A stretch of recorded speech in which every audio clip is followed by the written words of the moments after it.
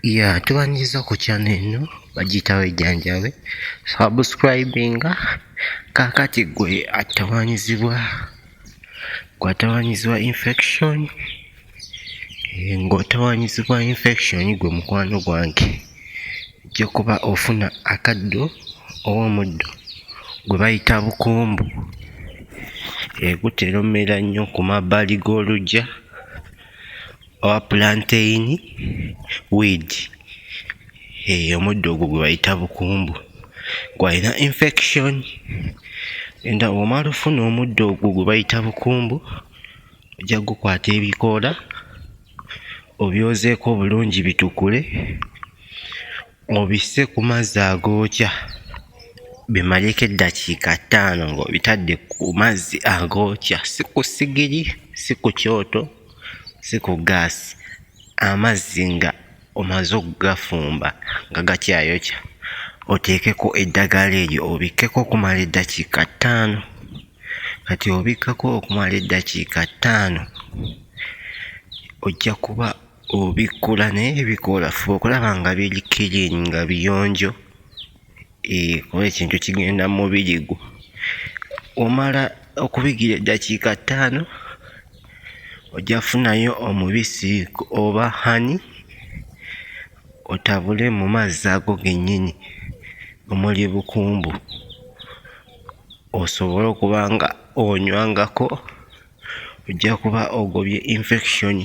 Nywangako kakole buli lunaku, kikole buli lunaku, kijja kuba kikuyamba.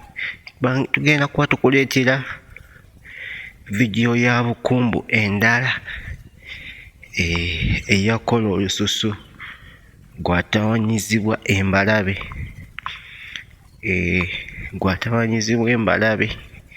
gwalina ulcers.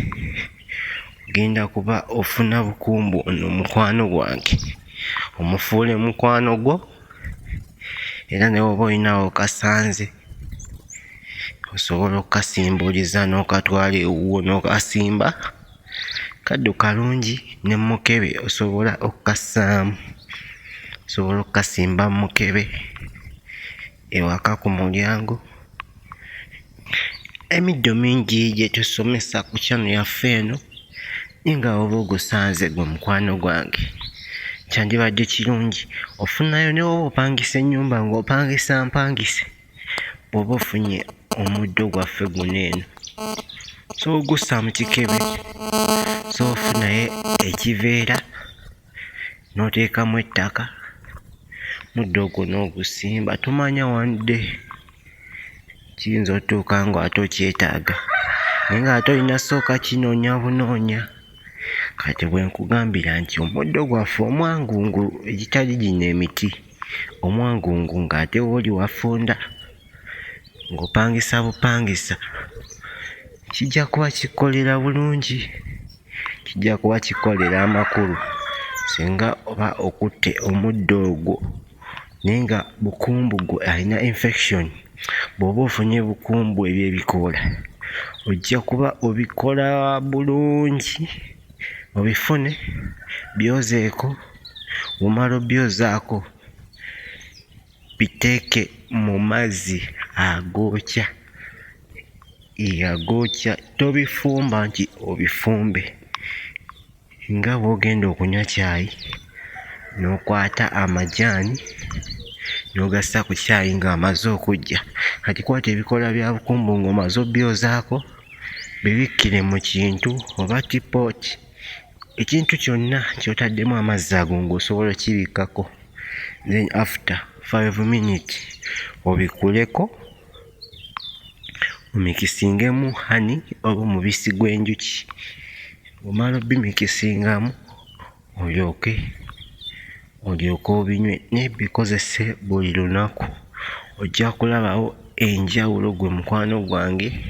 Naawe ow'olususu nawadde nkugamba kyekiddo kino oba okifunye n'okinaaba kijja kuba kikuyamba okulongoosa olususu, okugobako endwadde z'ensusu. Bakiyita bukumbu oba plantain weed. Subscribinga, likinge ku channel yaffe eno Channel eno bagiyitawo Ejjanjabi, osharinge gwe mukwano gwange atugoberera akuume atakuumira mpeera.